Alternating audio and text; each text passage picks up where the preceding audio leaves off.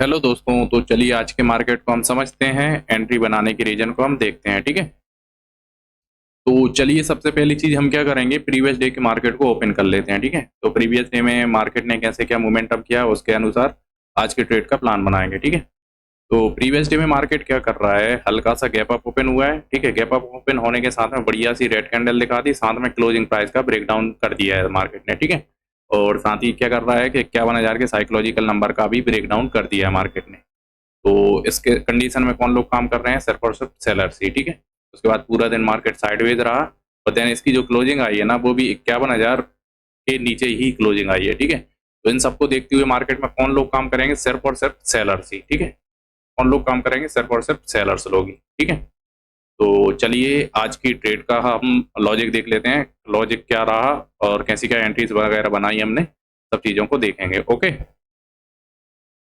तो आज क्या कर रहा है मार्केट, गैप अप ओपन हुआ है। ठीक है, गैप अप ओपन होने के साथ साथ में मार्केट क्या कर रहा है, होल्ड कर रहा है थोड़ा सा। ठीक है, होल्ड करते ही मार्केट क्या कर रहा है, डाउन साइड के मोमेंटम दिया, थोड़ा सा अच्छी खासी रेड कैंडल देखने को मिली हमें। पिछले दिन के मार्केट को देखते हुए भी कौन लोग काम कर रहे हैं, सिर्फ और सिर्फ सेलर्स ही। क्यों कर रहे हैं, क्योंकि सिंपल सा लॉजिक है, मार्केट की क्लोजिंग आई 51,000 के नीचे। ठीक है, साथ में मार्केट में बढ़िया सी रेड कैंडल बनी, उसके बाद मार्केट की जो क्लोजिंग आई वो भी डाउन साइड की आई, इस वजह से भी सिर्फ सेलर्स ही काम करेंगे। और क्या कर रहा है, प्रीवियस डे का जो क्लोजिंग प्राइस आती है ना, उस क्लोजिंग प्राइस के मार्केट ने निकाला था।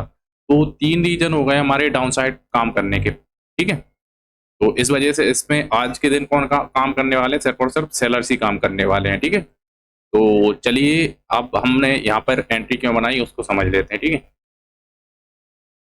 तो कहीं इस लेवल के आसपास में जैसी मार्केट ने क्या किया है, ब्रेकडाउन दे दिया, साथ में रेड कैंडल भी देखने को मिल गई, ब्रेकडाउन भी हमें देखने को मिल गया।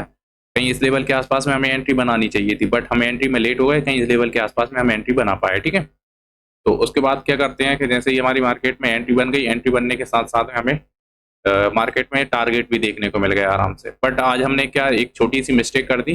मिस्टेक क्या हुई है कि मार्केट जैसे ही यहाँ पर इस लेवल के आसपास में पहुंचा, यहाँ से एक रेड कैंडल देखने को मिली, तो कहीं इस लेवल के आसपास में मार्केट से हम एग्जैक्ट हो गए। ठीक है, जैसे ही उसने बढ़िया ग्रीन कैंडल बनाई, कहीं इस लेवल के आसपास में हमारी री एंट्री की, उसके बाद मार्केट ने सेकंड डाउन साइड की कैंडल बना दी, उसमें हमारा फिर से एसएल चला गया। ठीक है, तो इस वजह से हालांकि अगर देखा जाए ना, तो ये इसमें हमें 100 पॉइंट कहीं इस लेवल के आसपास देखने को मिल गए थे। बट क्या हुआ कि ये वाली कैंडल में हम निकल गए और रैंडम बाइंग जो थी ना, हमने समथिंग समथिंग रैंडम बाइंग की, जिसमें समथिंग हमने 3 ट्रेड के आसपास में बनाई है। ठीक है, एंट्री बनाना बिल्कुल हमारा सही था, बट यहाँ से ये रेड कैंडल देखने की वजह से हम क्या सोच रहे थे कि मार्केट इसका ब्रेकडाउन देने आएगा, कहीं इस लेवल के आसपास दोबारा बाय कर लेंगे और यहाँ तक हम टारगेट को देखने को मिल जाएगा हमें। ठीक है, बट हमें ऐसा कुछ करना नहीं चाहिए था, क्योंकि हमारा एसएल हमने ट्रेल कर ही दिया था, कहीं इस लेवल के आसपास में हमें होल्ड करना चाहिए था। ठीक है, बट कुछ किया नहीं जा सकता, क्योंकि मार्केट में जो हमें जिस तरीके से काम करना चाहिए उस तरीके से हम काम नहीं कर पाए। इस वजह से हमारा जो प्रॉफिट बनना चाहिए था समथिंग समथिंग 1100-1200 रुपए के आसपास तक का। ठीक है, बट जो कि हमारे इसमें ऐसा हिट होने की वजह से हमारा जो प्रॉफिट बना है वो हम देख लेते हैं। चलिए, तो आज की हम टोटल नंबर ऑफ ट्रेड देख लेते हैं हमारे डीमैट अकाउंट पर चल के। ठीक है, तो डीमैट अकाउंट लॉगिन हो रहा है। चलिए, तो हमारी ऑर्डर बुक को चेक कर लेते हैं हम। ठीक है,